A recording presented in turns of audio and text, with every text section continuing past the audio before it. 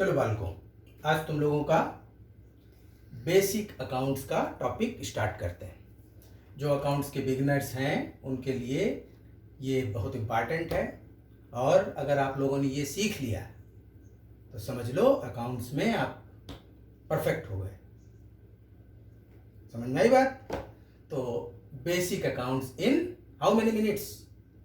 In few minutes, and after few minutes you will be expert in accountancy, and that's why it is important to know all these things, right? तुम्हारा जो 11th का ये हमने इसमें जो लिखा हुआ है, ये 11th का ये समझ लो 80%, 70-80% यहाँ से कवर होता है। ठीक, हमारी अकाउंट्स की साइकिल क्या है? अकाउंटिंग साइकिल कैसे चालू होती है? सबसे पहले उसमें क्या होते हैं? ट्रांजैक्शंस जो दिए जाते हैं ना। Transaction, Ram started business, Shyam gives loan, है ना, सैलरी पेड इतना, goods purchased for cash, goods purchased from Mohan.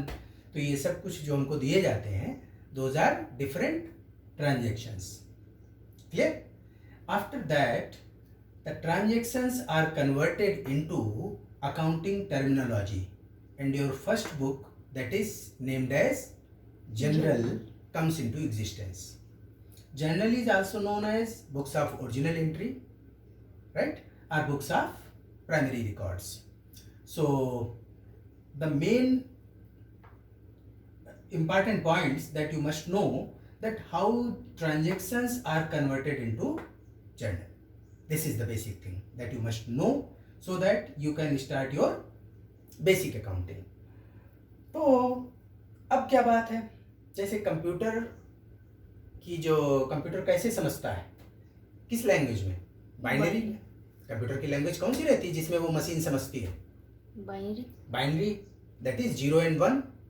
Likewise जो हमारी अकाउंटिंग है, ये अकाउंटिंग किस में समझती है? डेबिट और क्रेडिट में।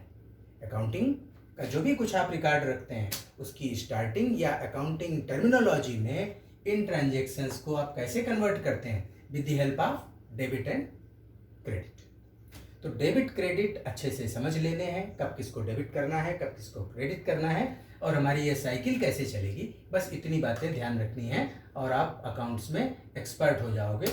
चाहे उसके बाद आप चाहे CA CMA कुछ भी करिए, लेकिन जो बेसिक चीज़ें रहेंगी वो अकाउंट्स के केवल ये 5 पिलर्स हैं अकाउंट्स के, जो कि आप कुछ भी अकाउंट्स में सीखिए, आप इसके बाहर नहीं जा सकते। तो this is your very important class, and you must be very clear in each and everything.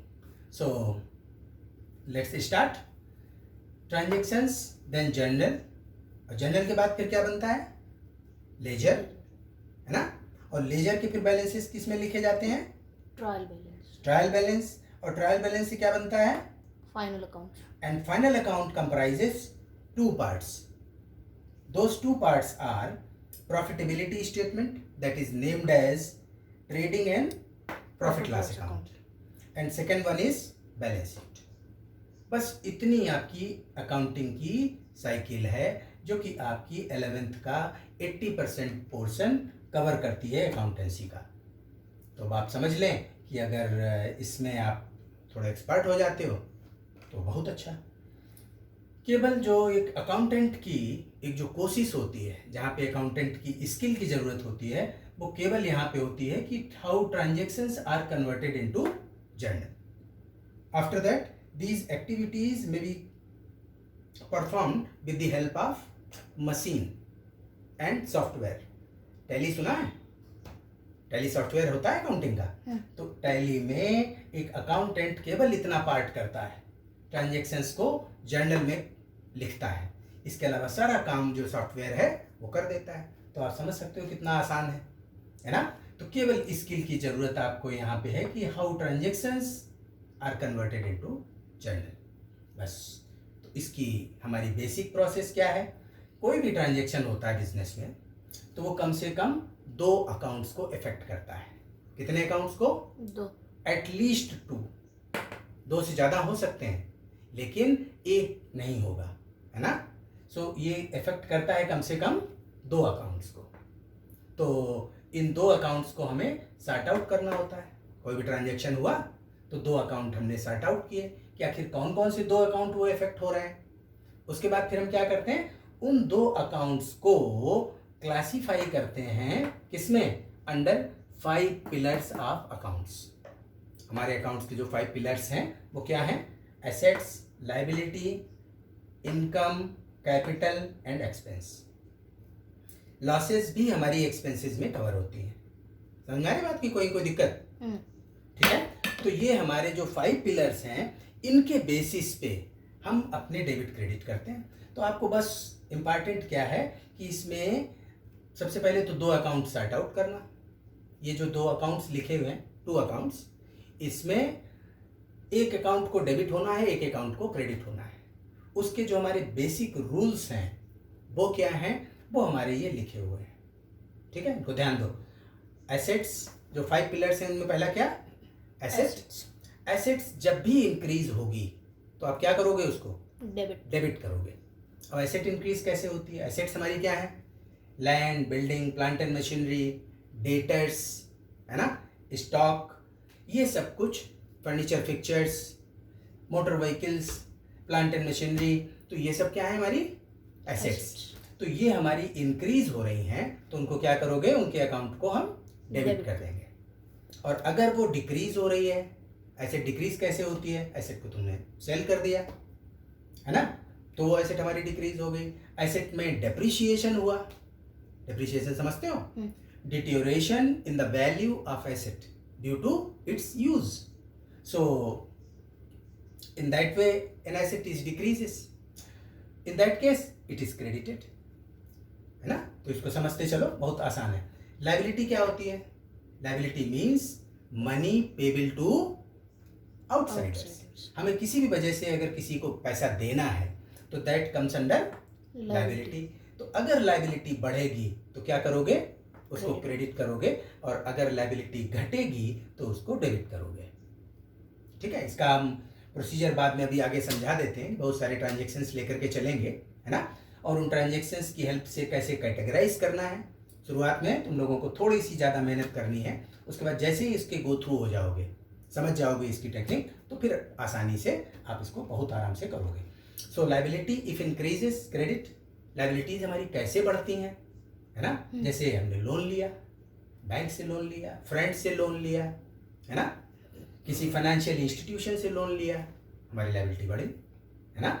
हमने गुड्स क्रेडिट पे परचेज किए, credit means payment is deferred, payment deferred for some future date, so liability increased.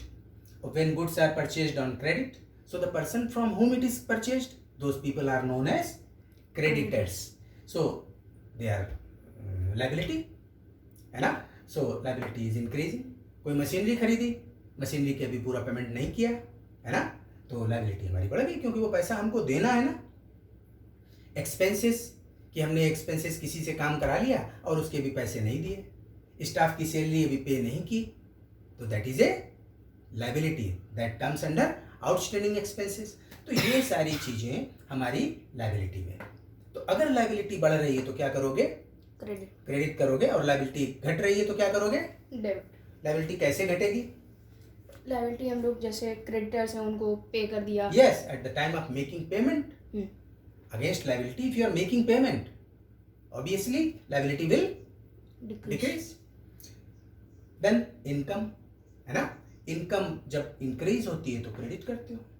Income की category में हमारी sales, हमारा revenue होता है, तो सेल्स जब हम कर रहे हैं इंक्रीज हो रही है। डिस्काउंट रिसीव्ड इनकम, है ना, rent received income, interest received income, है ना। तो ये सब जो कुछ है वो हमारा किस कैटेगरी में, इनकम की कैटेगरी में। और इनकम अगर हमारी बढ़ रही है तो क्या करोगे, क्रेडिट, और इनकम अगर हमारी घट रही है तो डेबिट। इनकम घटने की बात आप लोग आगे समझोगे जब रेक्टिफिकेशन ऑफ एरर कराया जाएगा, उस केस में देखोगे। तो खैर इसमें आगे देखते हैं। कैपिटल क्या होती है, दिस इज द मनी और मनी इज वर्थ, दोनों चीजें आती हैं। जो हमारा ओनर होता है बिजनेस का, जो एक ऑर्गेनाइजेशन को चला रहा है, जो प्रोप्राइटर है, whatever invested by proprietor in the business, that is capital.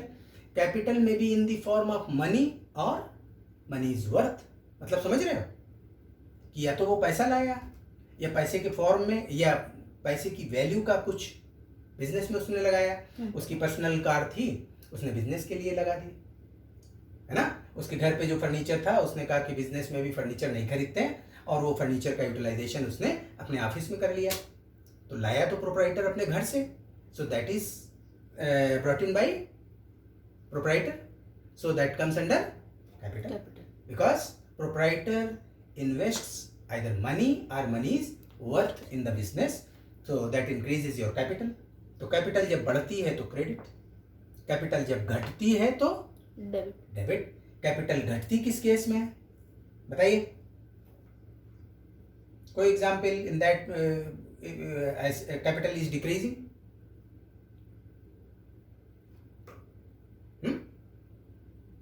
proprietor invests money in the business, in that case what happens, capital increases. Very simple example, if he is withdrawing money for their personal use, what will happen, capital decreases. Capital decrease. Interest on drawings, that also decreases capital. Drawings and interest on drawings both are decreasing capital. If he withdraws capital from the business, capital decreases. Or if he infuses some more money in the business, capital increases. If he invests some other assets, personal assets in business, in that case what will happen, capital will increase. Is it clear?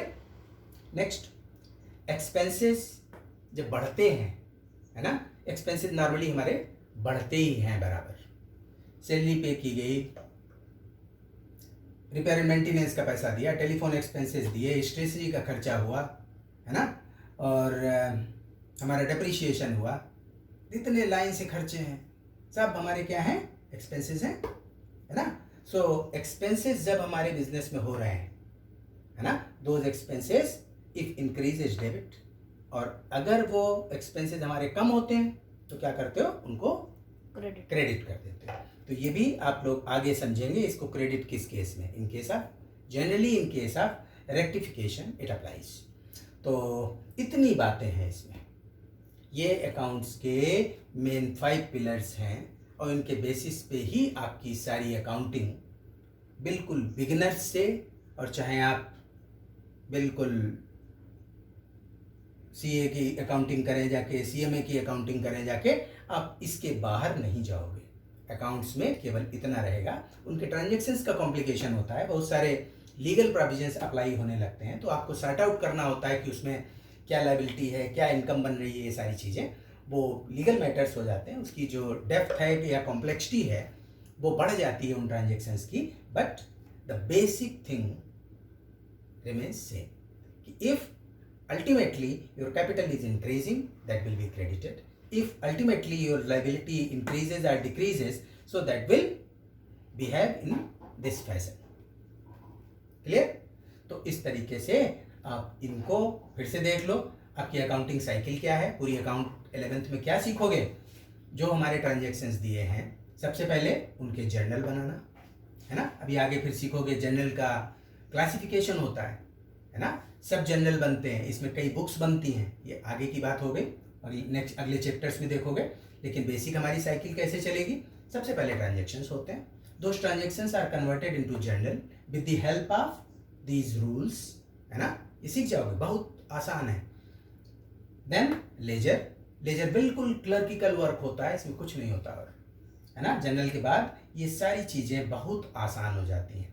आपको main अपनी पूरी दिमाग अच्छे से इस्तेमाल करना है कि how transactions are to be converted in journal.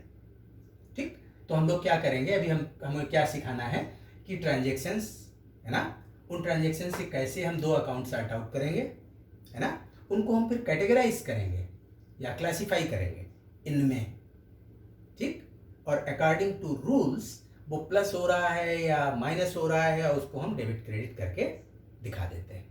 ठीक, तो इससे आप लोग जर्नल में एक्सपर्ट हो जाओगे और अकाउंट्स की एक बेसिक समझ बहुत अच्छे से आने लगेगी।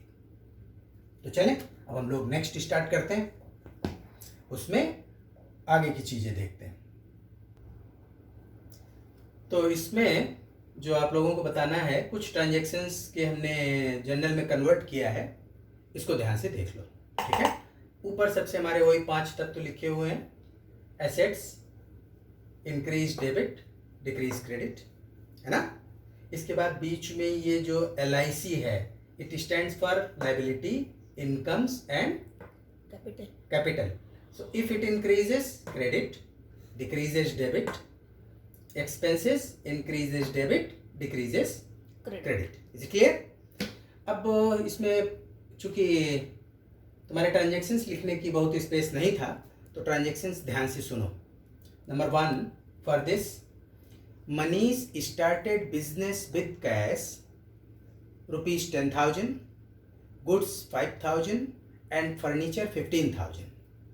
समझना, मनीष एक जो पर्सन है, इंडिविजुअल है, उसने कोई बिजनेस स्टार्ट किया, ठीक, और उसने बिजनेस में कितनी चीजें लगाई, कैश, स्टॉक और फर्नीचर, है ना। तो चूंकि मनीष का स्टेटस क्या है, मनीष कौन है उस बिजनेस का, proprietor, owner. So whatever invested by owner in the business is categorized as capital. Is it clear? So whatever assets are contributed by owner, those are cash, comes under the category। पहले शुरुआत में जो तुम लोग practice करोगे तो बिल्कुल ऐसे ही करना, उसको कैटेगराइज करो, रूल के हिसाब से प्लस माइनस लिखो, फिर जनरल एंट्री बनाओ। तो इसमें क्या होगा कि अच्छे से दिमाग में ये रूल्स सारे बैठ जाएंगे, तब जनरल एंट्रीज करना बहुत आसान होगा, कोई डिफिकल्टी नहीं होगी। लेकिन अगर आप इसमें शॉर्टकट चले, है ना, बहुत जल्द अपने आप को एक्सपर्ट मान लिया, है ना, तो इसमें बहुत गलतियां करोगे। तो कोई दिक्कत नहीं, इतने ही पार्ट आप लोगों को बीच में और करना है ना। तो खूब इसकी प्रैक्टिस करो। इसी एंगल से जब चलने लगोगे, जो तुम्हारा जो थॉट प्रोसेस है वो ट्रांजैक्शन को देखते ही तुरंत समझेगा कि इसमें क्या प्लस माइनस हो रहा है, हमें किसको डेबिट क्रेडिट करना है ना। तो आपकी अप्रोच भी अच्छी हो जाएगी, अकाउंटिंग की समझ भी अच्छी हो जाएगी। तो यहाँ ये तीनों assets are invested by proprietor, और प्रोप्राइटर का फर्म में नाम नहीं लिखते हैं, proprietor stands in books in the name of capital, क्योंकि कैपिटल मतलब ये फंड किसका है, ओनर का, है ना। सो कैश लाया, स्टॉक लाया और फर्नीचर लाया।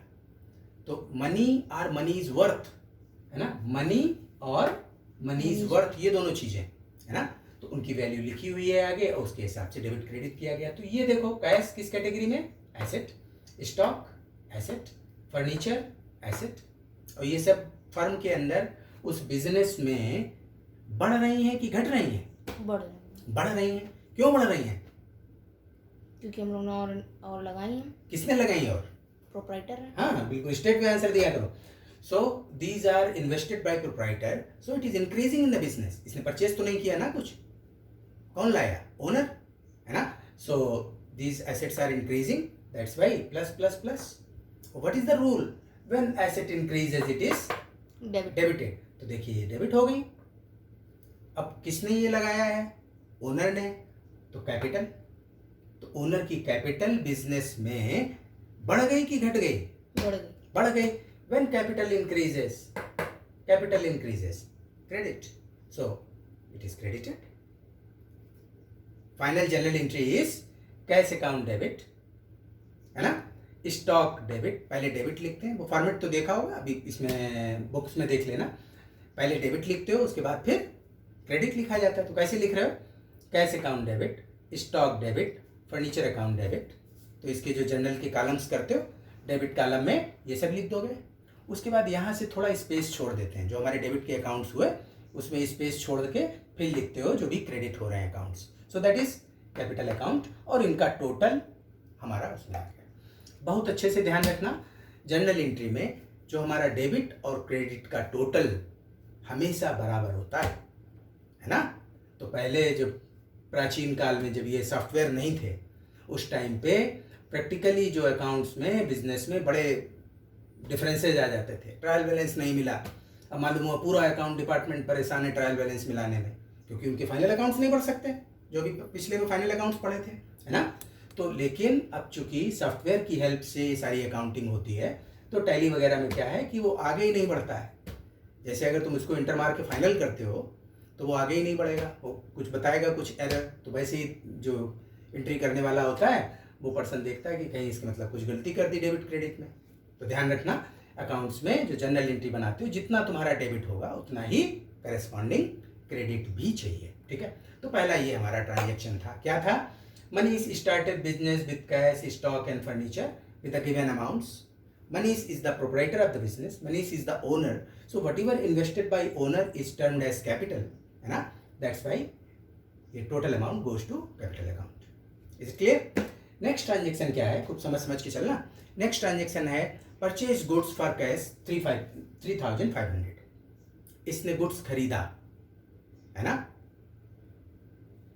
कितने का? 3,500 का, ठीक। उसने कैश में खरीदा या क्रेडिट में खरीदा? कैश। तो फर्म से कुछ गया ना, क्या गया? एसेट गई, हमारा कैश। कैश गया, है ना?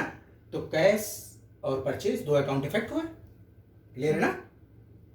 कौन से हमारे दो अकाउंट इफेक्ट हुए? परचेज और कैश। अब अगर कैश हमारा किसी के लिए जा रहा है तो पूछा जाएगा ना, आखिर ये पेमेंट किया तो किस लिए? पहले गुड्स खरीदे तो परचेज। यही हमने कैश दिया होता सैलरी के लिए, तो क्यों दिया गया? सैलरी के लिए, रिपेयर एंड मेंटेनेंस के लिए, प्रिंटिंग एंड स्टेशनरी के लिए, एसेट्स खरीदने के लिए, लोन का पेमेंट करने के लिए, समझ रहे हो ना? तो हमारा कैश और जो हमने जिस किसी भी पर्पज से हमारा कैश का पेमेंट हुआ है ना, वो यहाँ ऊपर। तो किस लिए पे किया गया? परचेज, है ना? ऐसे तो हम सारी चीजें परचेज करते हैं, प्लांट एंड मशीनरी भी खरीदा जाता है, लेकिन उसको परचेज में नहीं लिखते, है ना? क्योंकि वो हमारा किस कैटेगरी में आता है? एसेट्स में आता है। और हमारे जो बाकी पेमेंट किए जाते हैं रूटीन एक्सपेंसेस के, तो अगर उनकी एक्सपेंसेस की लाइफ 1 साल से कम की है तो वो एक्सपेंस की कैटेगरी में आते हैं। अगर उनकी लाइफ 1 साल से ज़्यादा की है उन पेमेंट्स की, तो वो हमारे एसेट्स में चले जाते हैं, है ना?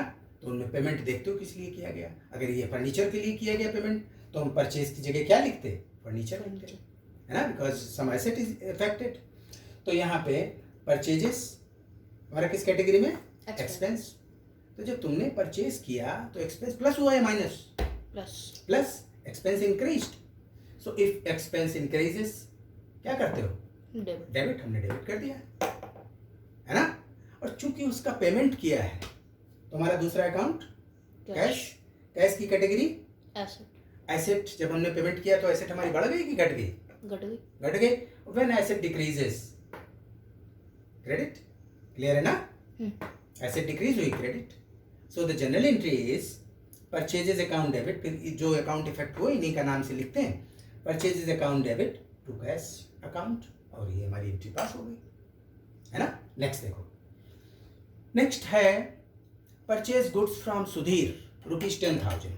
ध्यान देना, ये भी हमने गुड्स खरीदे थे, but these goods were purchased against cash.